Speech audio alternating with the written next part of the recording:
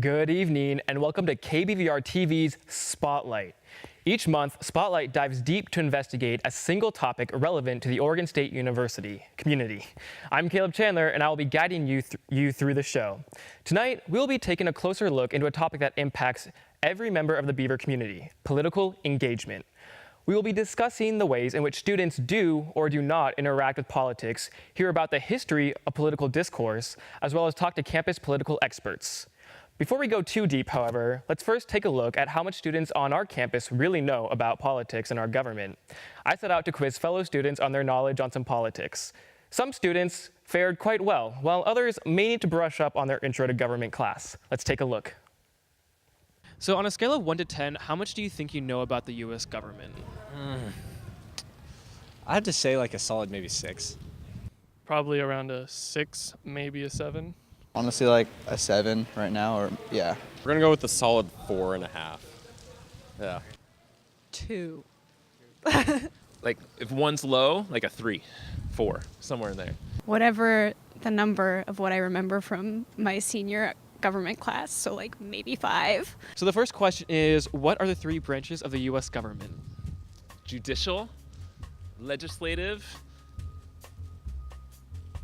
presidential. It has a better name than that, but something like that. Judicial, electoral, and whatever the other one is. Legislative, executive, and there's another. Who is the current governor of Oregon? Kate Brown. Kate Brown. What phrase does the Constitution begin with? We the people. We the people? Is that one We the People or something? What amendment gave women the right to vote? Was that the 5th Amendment? Oh God. Is it the 19th? So the first question I'm going to ask you is, when was the Constitution signed? Well, I'd say that's probably 1776. 1846. I don't know. I have no clue. 1896. I'm gonna make that up. Whose face is on the $1 bill? George Washington. No, I take that back. No, I put it back in, George Washington. That's your official answer? That would be, the first president of the United States of America, George Washington. Yeah, you got that. Yeah, George Washington is on the $1 bill.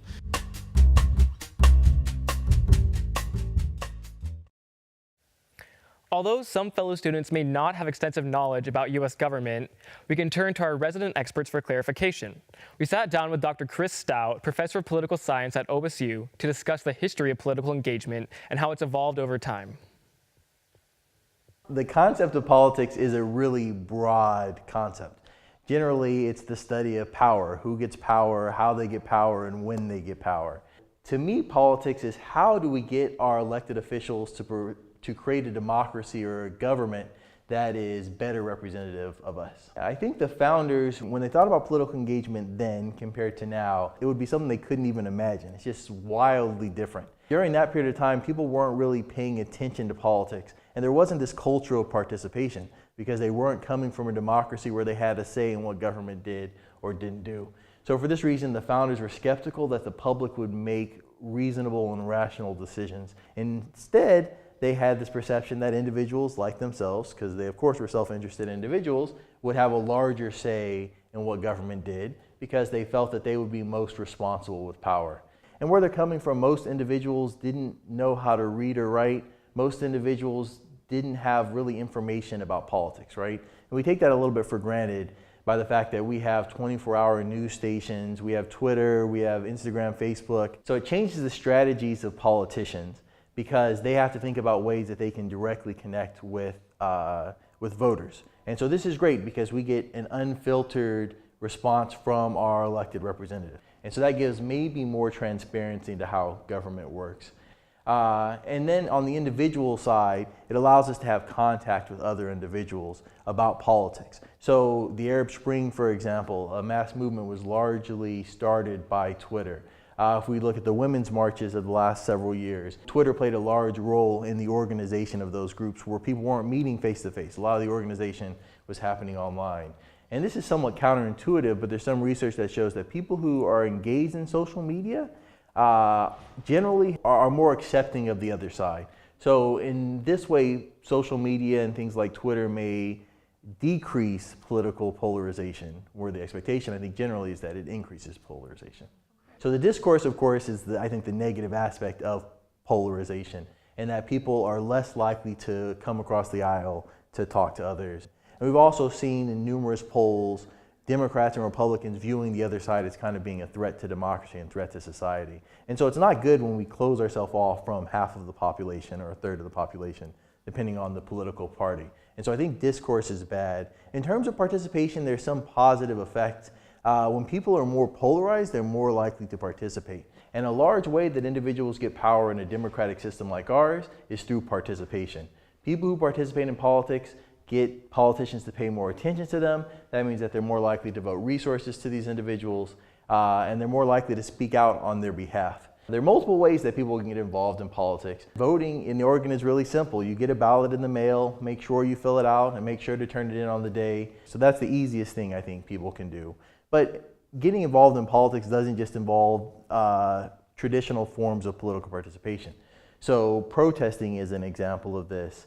Going to a demonstration or a rally. I've seen a lot of students go to government to lobby our elected officials, and that's something that I hadn't seen really at other places. For example, I have numerous students in a couple of weeks that are going to Salem to talk to legislators about the environment and climate change. I see a lot of participation through discussion about politics and some real deep thinking about what's going on in our political environment. In terms of elections, in terms of our political institutions, in terms of political participation. And so that's a way that students are participating. Getting involved in politics can be as simple as just talking to other individuals, letting them know what you know about politics, educating them, and then just having that discussion and dialogue helps people to become more empathetic of the other side if you don't agree with that person politically, and to find that there are others who agree with them. So just talking about politics is a way that people can get involved.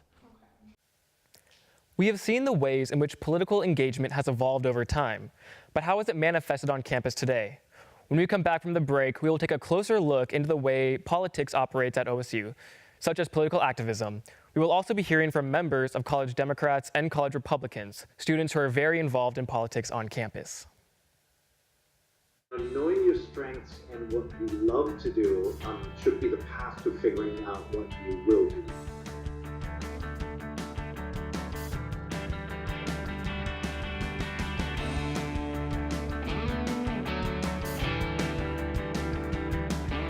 Simply put, this is a show made by college students for college students. Okay. I got a stick figure. Cowboy. Cowboy's right. Cowboy's correct.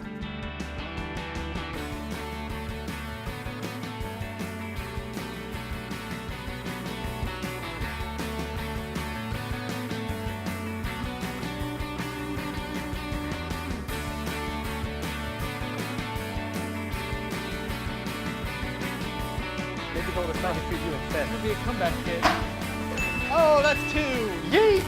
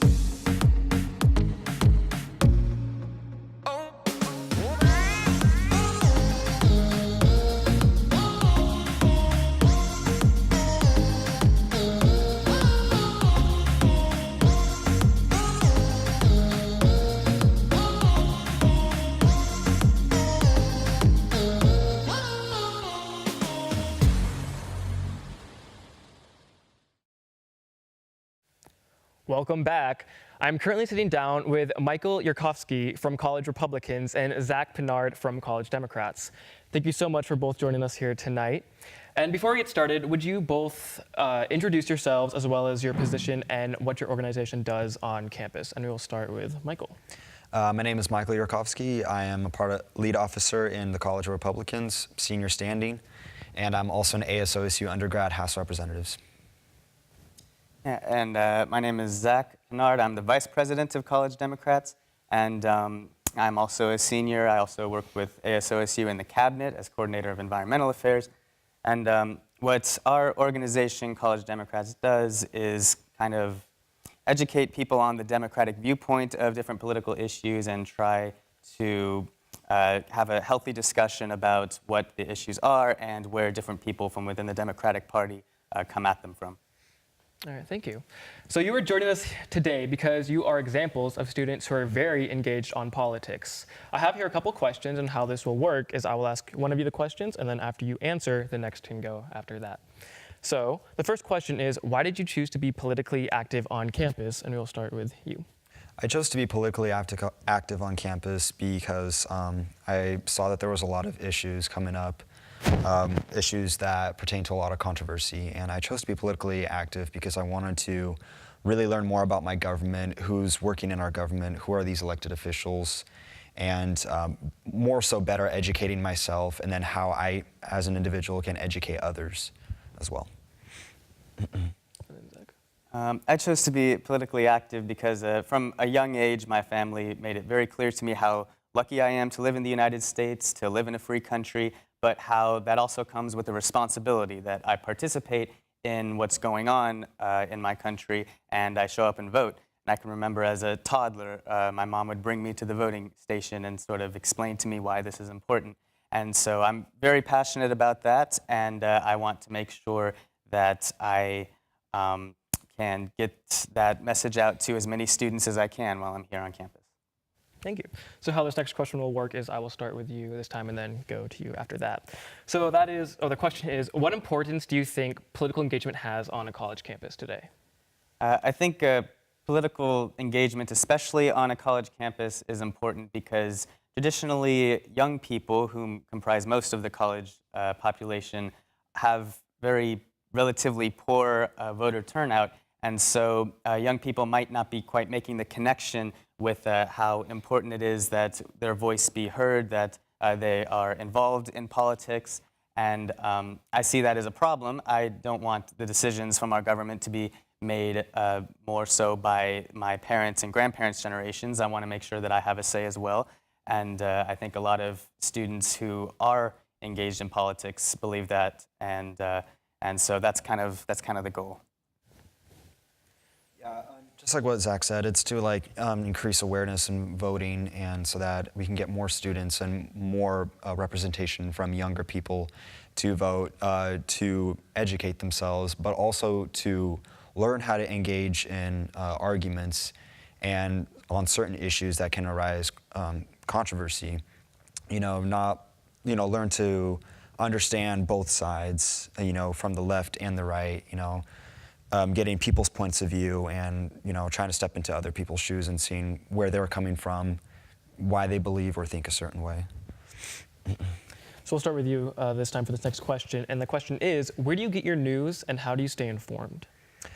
So I get, unfortunately, a lot of my news is from Facebook, but I've learned that Facebook has a lot of biased sources, both very liberal and conservative. So I use a lot of the time my news app on my phone, which contains other articles such as Washington Post, Wall Street Journal.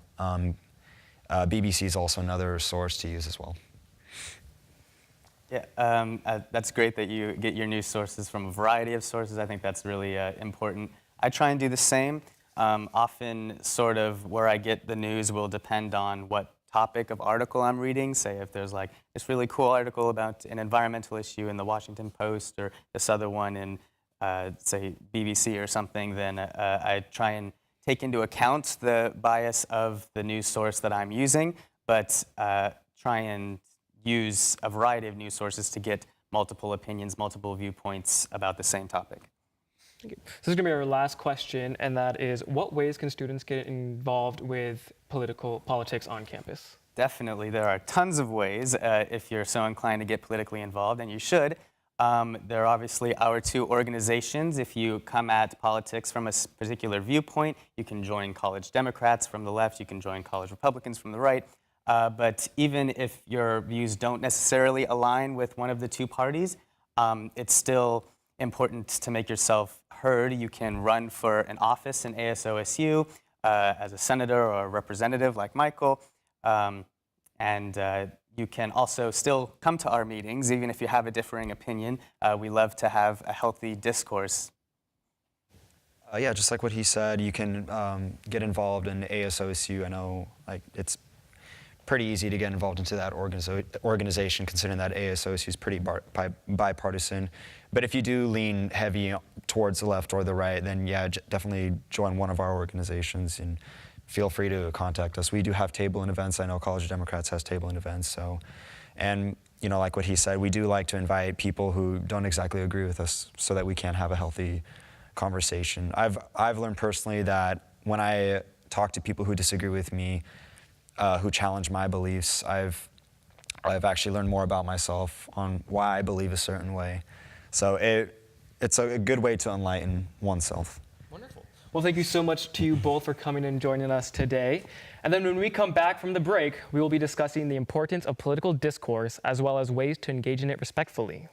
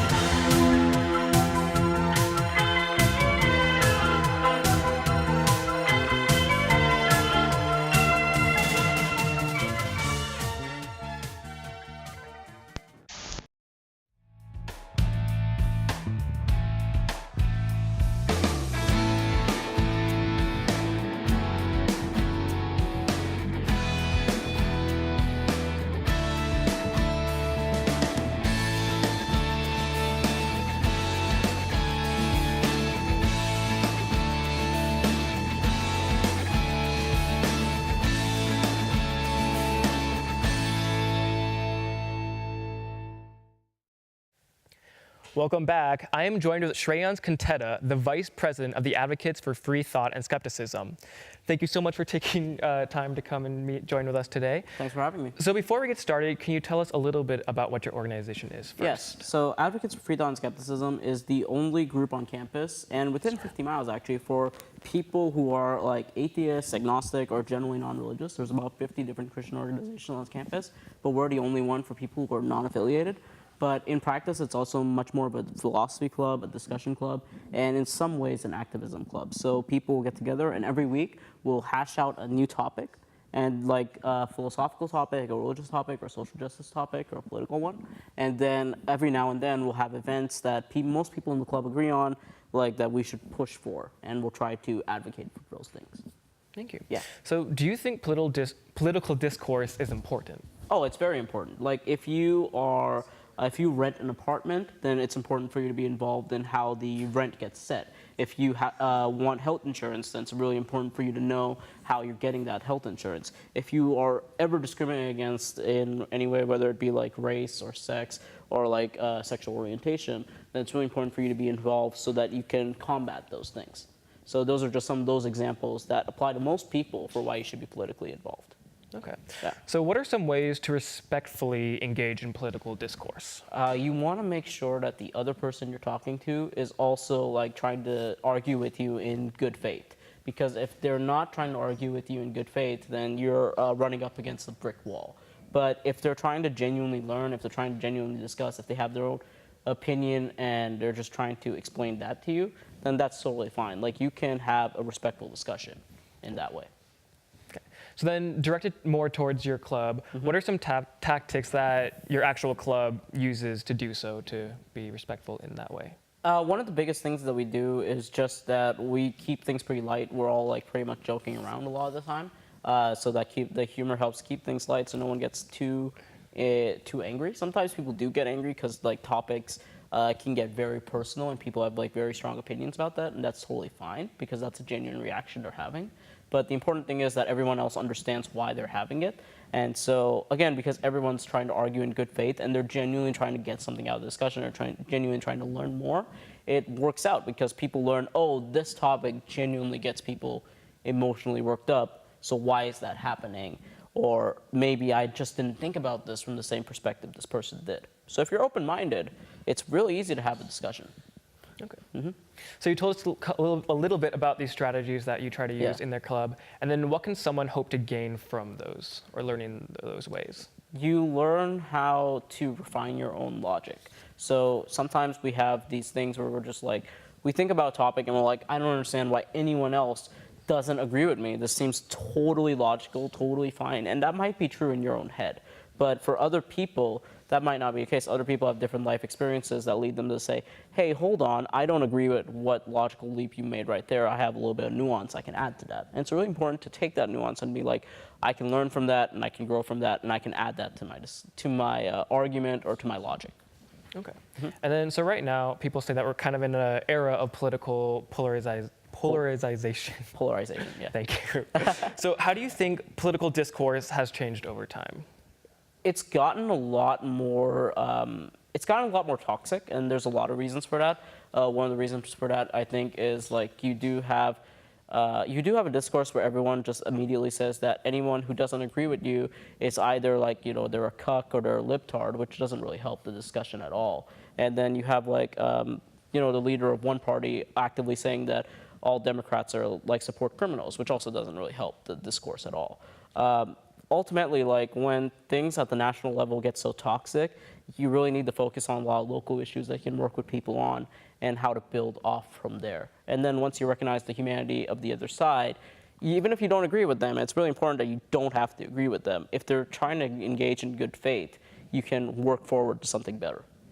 So I do have one last question for you. So bringing it kind of back to the OSU campus, do you think do you see respectful political discourse on campus? I do. Like, I see it sometimes both online, like things overheard can be quite terrible sometimes, but often it does end up being an avenue for good discourse. And then sometimes places like you have events going on campus where people are organizing debates, and those can be quite respectful. And again, I feel like most people here really do want to learn. Most people here really, if they're involved in politics, they're involved because they're passionate. It's not to own the other side, it's because they want to make the world better. And if you go from that perspective, you genuinely can do it. Well, thank you so much, and thank you so much for joining us here tonight as well. Absolutely. So far, we've covered several topics regarding politics, their history, role on campus, and how students are politically engaged. But what role do nonpartisan politics take on campus? For this, let's turn to our OSU student government representatives. We sat down with Associated Students of OSU President Justin Bennett and Vice President Aiden Taraku to discuss how they have seen political engagement on campus. My name is Justin Bennett. I'm the ASOSU president. My name is Aiden Taraku. I'm the ASOSU vice president. So when I think of politics, I think about really advocacy work. So it's about representing people, it's about helping people gain representation, and then it's really just a lot of work on the ground. It's a lot of those things like registering students to vote and making sure they're able to exercise their voice. Yeah, I think politics has a pretty real impact and influence on your life. So when I think politics, I always kind of go back to this idea of involvement and the fact that it reaches so many different areas of our lives. So it's important to be engaged and involved through all that. Political engagement is also about understanding the other side. Ever since I got into politics, I realized kind of that the world's a lot more gray than you think it is. It's very easy to be to support one side. The way you think about something is definitely not the way that someone else thinks about it. And I also think that that's what's kind of amazing. You learn how to compromise. You also learn the value in the other side. I think political engagement is about being aware, informing yourself, and then engaging in that process of understanding the other side before you jump to decision making. Yeah. Okay, well, I don't think college students are as apathetic as they're framed to be. I think there can always be more engagement, and I think like measurably so we can compare engagement from prior years, like how many people turned out to vote, how many people did we register to vote, and then see if we're like continually improving. I don't necessarily think that college students are apathetic. It is an issue though, it's something that we can always improve. It's also one of those things, it's like at what point do we consider ourselves to be not apathetic anymore, and then how do you measure that? Like, so that's kind of where I'm coming from too, it's like, but. I don't think it's necessarily that college students don't care. I actually think that college students really do care. The problem is, I think is a lot of college students are misinformed. They don't have the information, they don't know how to vote, they don't know where to go to vote. It's about figuring out that voting is not always the only way to be engaged in policy. You need to, like we said, you need to show up, you need to be present, so you can't just go off of voting numbers, right? We actually see that students really care about issues on campus, and that's really reflected in student government and then also the state legislature. A lot of the work we do, we see active students. They are interested and they're willing to give back to the community. It just may not always be the numbers that you actually see. Yeah, like I feel like the main reason, or like one of the main reasons why students may not vote or why students may not like be engaged through the whole political process is because they don't know how to. And I would say an easy way to combat that is simply through asking questions. So if people know that ASOSU or their local student government does something within the realm of politics, then I would recommend going into that space and then asking questions. I think a lot of the times some people I hear on sides get turned off by activism, for example. They say it's disrupting things, like I'm just here for an education. I would really caution people against saying those types of things, actually, just because the whole idea behind activism is to be disruptive. It's to kind of demonstrate that there's a problem going on, and sometimes disruption is a way to bring attention to that and awareness to that.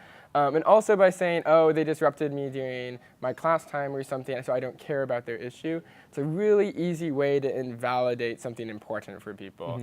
To simply say the way in which you went about it, that doesn't mean that the issue is not important. The way you went about it, you disagree with, not the issue.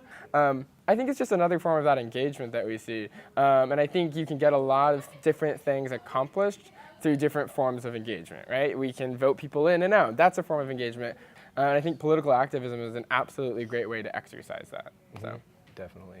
I think political activism also is really important because anyone can just point to an issue or like, you know, just like identify an issue without pairing it with a solution or anything like that. But I would say it's more solution oriented to be politically active. Things like protests can be something that's I mean, you're seeking like an end result, right? You're trying to say there's a problem, this is a way to solve that problem. So I think political activism is just as much a part of the political process as voting is. I mean, I think you can make a really strong argument for that.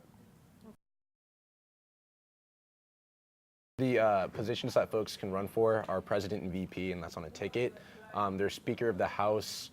They can run for a seat in House and Senate. And for House, they could run as an undergraduate or a graduate. And then there's also student fee committee related positions. There are the at-large members and then the SFC chair position, which is opening up. So elections start on February 4th, so that's when candidates will be announced. And then voting will occur from the 18th until the 22nd. And the presidential debate will be on the 19th.